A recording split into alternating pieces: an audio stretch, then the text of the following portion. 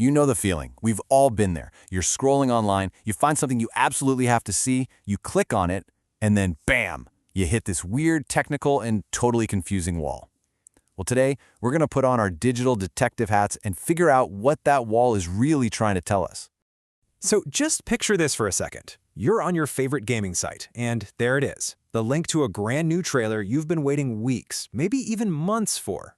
The hype is real, you're ready for the big reveal. You move your mouse over, take a breath, and you click. And then you get this. Yeah, instead of that epic trailer, you get this super cryptic message. Request unsuccessful. Okay, and what in the world is Incapsula? It feels like the internet just slammed a door right in your face and left you with a secret code you have no idea how to crack. And that, right there, is the heart of our mystery today. Because you see, this isn't just some random glitch. This message is actually a clue. It's a very deliberate signal coming from the deep infrastructure of the web. So what is it? And probably the bigger question, why did it decide to stop us? Let's break it down piece by piece. Okay, so our first major clue is that name, Incapsula. The easiest way to think about it is like this. Popular websites are kind of like exclusive clubs, right? They need security at the door to make sure only the right people get in. Well, Incapsula, that's the name of the digital bouncer working the door for this website. And this bouncer has a proper job title, of course. It's called a Web Application Firewall, or much easier to say, a WAF. A WAF is basically a security shield. It stands guard right between you and the website, and its only job is to look at every single request trying to get in and decide if it's friendly or if it looks like trouble. And this whole check-in process happens in literally the blink of an eye. So first you click the link, but before your request can even get to the website, the WAF intercepts it. Then it runs this lightning-fast analysis, checking your request against a whole list of security rules. And based on that, it makes a split-second decision. Are you approved or are you blocked? And in our case, yeah, we were definitely blocked. So now we know who blocked us, the WAF, our digital bouncer. But, that just brings up the next big question in our little investigation here. What was its motive? Why on earth did it decide that our perfectly friendly click looked like some kind of threat? And here's the most important thing to remember. It's almost never personal, I promise. The WAF isn't sitting there judging you, it's just an automated system and it's looking for patterns. Think of it just like the spam filter in your email. It's not that the filter hates the sender, it's just that the email matches a known pattern for junk. The WAF does the exact same thing, but for website traffic. So what kind of patterns is it looking for? Well, it could be all sorts of things. Maybe your request looked like it came from an automated bot trying to steal data. Maybe the internet network you're on has a bad reputation for sending spam.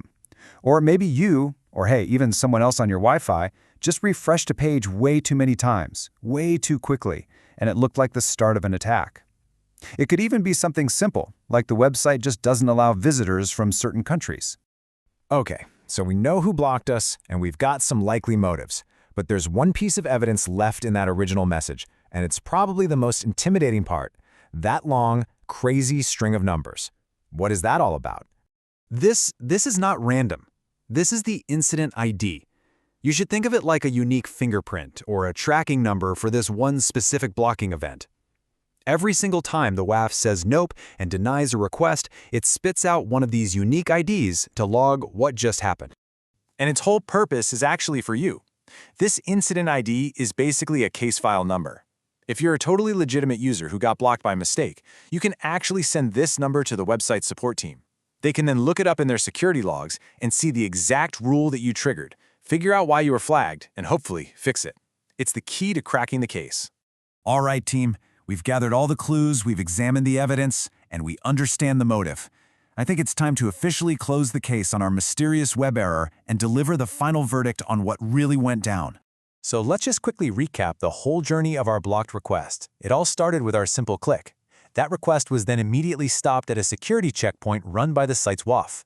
For some reason, based on its very complex rulebook, the WAF flagged our request as suspicious. That led to the block, which was done to protect the website from what it thought was a threat. And finally, it created that long incident ID as a permanent record of the whole thing. So here's the big takeaway. Getting this error message isn't a sign that the website is broken. Actually, it's the exact opposite. It's a sign that the website's security is working perfectly. It's just a brief and a frustrating glimpse at the invisible shields that are constantly defending our favorite sites from a never-ending storm of automated attacks. So I'll leave you with this final thought. The next time a strange error like this stops you in your tracks, you'll know exactly what's happening behind the scenes, and you'll have a choice. Are you going to see it as just a frustrating roadblock?